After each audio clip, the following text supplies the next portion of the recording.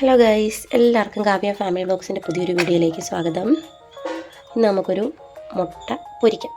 അത് മുരിങ്ങയിലയിട്ട് ഉള്ള മുട്ടയാണ്. അപ്പോൾ നമുക്ക് മുട്ട പൊരിക്കാം. അതിലേക്ക് ആവശ്യമായിട്ടുള്ളത് ഞാൻ ഒരു സവോള എടുക്കും, ചിലപ്പോൾ അതിൻ്റെ പകുതി എടുക്കത്തുള്ളൂ. എനിക്ക് തോന്നുന്ന പോലെയാണ് എല്ലാം ഇടുന്നത്. പിന്നെ 2 പച്ചമുളക് എടുത്തിട്ടുണ്ട്, കുഞ്ഞു മുളകാണ്. പക്ഷേ ഇതിൻ്റെ എരിവെന്ന് പറഞ്ഞാൽ നമ്മുടെ കുരവള്ളി കത്തി പോകുന്ന എരിവായിരിക്കും. അതുകൊണ്ട് ഞാനത് ഒരെണ്ണം ഇടുന്നുള്ളൂ, പേരിന് വേണ്ടി മാത്രം. ഇനി നമുക്ക് അതിലേക്ക് ആവശ്യമുള്ള മുരിങ്ങയില പറിക്കാൻ പോകാം. ഓക്കേ, ഇതാണ് നമ്മുടെ മുരിങ്ങ മരം. ഇതിൻ്റെ തളിരിലയാണ് നല്ലത്. തളിര് ഇവിടെ എല്ലാത്തിനും മണ്ടേ ഒടിച്ചൊന്നുമില്ല.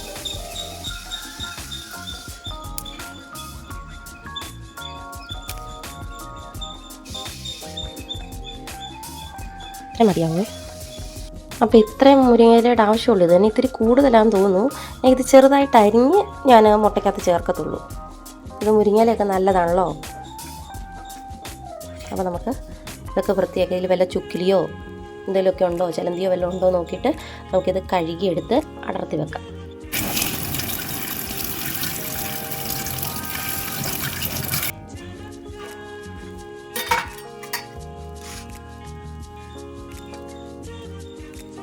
ഇത് ഞാൻ നോക്കിയതാണ്. ഇനി നമുക്കിത് അടർത്തിയിടാം. ഞാൻ ചെറിയ ഈ നാര് പോലത്തെയൊക്കെ അങ്ങ് ഇട്ടേക്കും.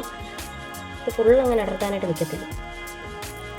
അതൊക്കെ എന്നിട്ട് ചെറുതായിട്ട് അരിഞ്ഞിട്ട് മുട്ടയ്ക്കകത്ത് നല്ല ടേസ്റ്റാണ്. പിള്ളേർക്കൊക്കെ ഈ മുരിങ്ങയിലൊക്കെ കൊടുക്കണമെന്നുണ്ടെങ്കിൽ ഇങ്ങനെ മുട്ടയ്ക്കകത്തിട്ട് പൊരിച്ചോ അങ്ങനെയൊക്കെ കൊടുക്കുന്നത് വളരെ നല്ലതായിരിക്കും.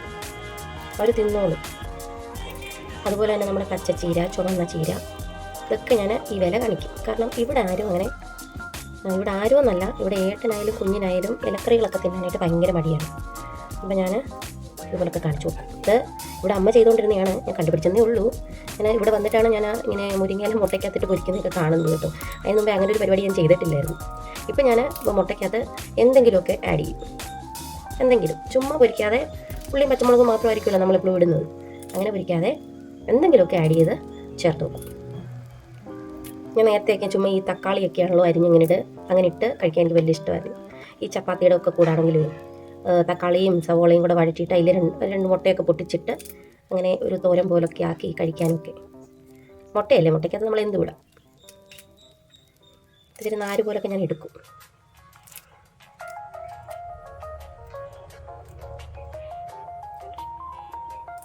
ഞാൻ കണ്ടിട്ടുണ്ട് ചിലർ തോരൻ വെക്കാനൊക്കെ ആണെങ്കിൽ ഇത് ഓരോന്നും ഇത് നടത്തിക്കൊണ്ടിരിക്കുന്നത്.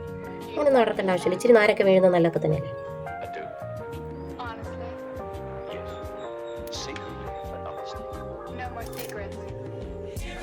ഈ മുട്ടയൊക്കെ പൊരിക്കാൻ ഏറ്റവും നല്ലത് ഇതുപോലെയുള്ള ഈ തളിരിലയില്ലേ, തളിരിലയാണ് ഏറ്റവും നല്ലത്.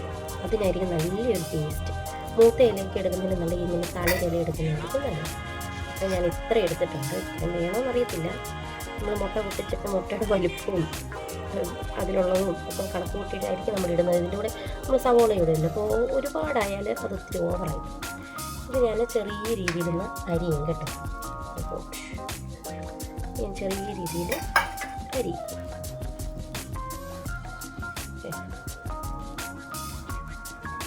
ഇങ്ങനെ ഇച്ചിരി തേതുണ്ട്, ഇച്ചിരി നാരൊക്കെയുണ്ട്. മുട്ട അങ്ങനെ അങ്ങ് തിന്നുമ്പോൾ നാരൊക്കെ അങ്ങോട്ട് പൊക്കോളും. ഇങ്ങനെ ചെറുതായിട്ടൊന്ന് അരിഞ്ഞു പോലെ എടുക്കും. ആദ്യമായിട്ട് എൻ്റെ ചാനൽ കാണുന്നവരാണെങ്കിൽ സബ്സ്ക്രൈബ് ചെയ്യുക, സപ്പോർട്ട് ചെയ്യുക, ബെല്ലൈക്കൺ അടിക്കുക കേട്ടോ ഗൈസ്.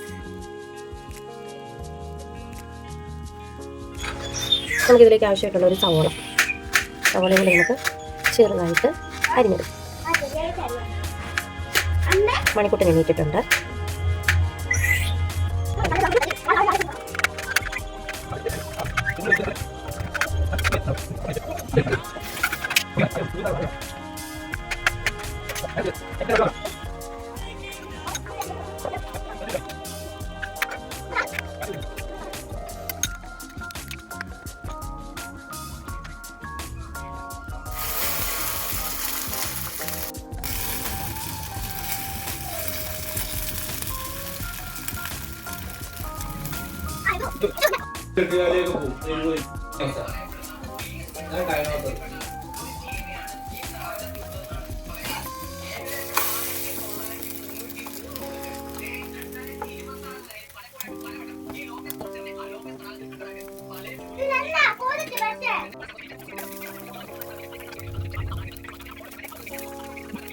കൊടുക്കാം.